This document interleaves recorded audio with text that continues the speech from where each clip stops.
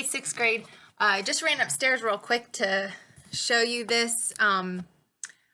Downstairs, everyone was kind of being noisy. So I'm sorry I can't redo the project for you, but I can talk through it with you and just show you what I did real quick. I just used the back of a piece of cardboard from a watercolor pad. You can do this on a window with masking tape with watercolors or acrylic paint and some dish soap.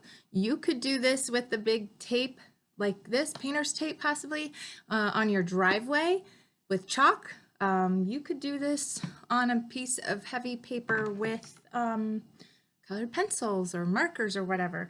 So I don't want you to stress about this at all.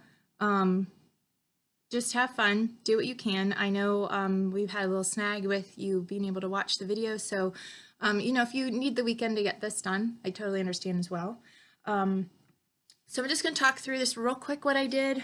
I used 2 different sizes of masking tape. That's something you can do as well. When you do put the masking tape on, make sure that you push it down so there's no bubbles, things like that in it, because then if you do use paint or something wet, it'll go down and it'll drip onto these lines. You want to keep those nice and straight. You can do your colors gradually like I did and just paint right over it like the masking tape isn't even there really. Or you can choose to paint each square. Okay, make sure when you do paint that you especially get in these little corners and things like that. So just paint right over the edge of the masking tape. Make sure that you get in there really tight because you want the line to be nice and straight when you take it off. And you can see some of my lines didn't go all the way from side to side.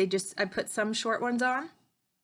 Okay, and then I did put some that went completely from one side down to the other.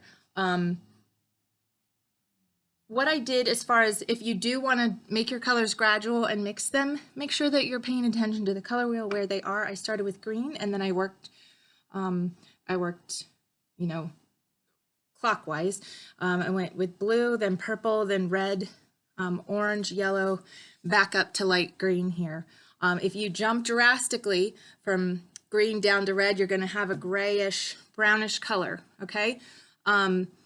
If you want to just highlight a few, what I did, I painted the whole thing real quick. Just make sure that you're basically changing colors around the edges, not just straight through the middle of a shape. And I let that dry for about a few minutes, and then I just picked out 3 to kind of pop out, and I painted those a plain cream color. You could do all your squares just a solid color if you want. And then you'll see on the second video, I did actually mess up a little bit in this corner. It ripped a little bit. The corners I feel like are the hardest because they're coming around the edge. So try to, if you can, peel it from the center out. And it's okay. I just took a pencil and kind of shaded in some of the corners and just smudged it a little bit with my hand. And it worked out fine. I'm trying to think of anything else that I would need to tell you. I do know the second part. The second part is on the second video after I painted it, but it didn't take too long to dry. Just please remember, don't stress about it. Use any materials that you have. It does not have to be paint. It can be colored pencil, markers, oil pastels, chalk, and it does not have to be done on cardboard or paper.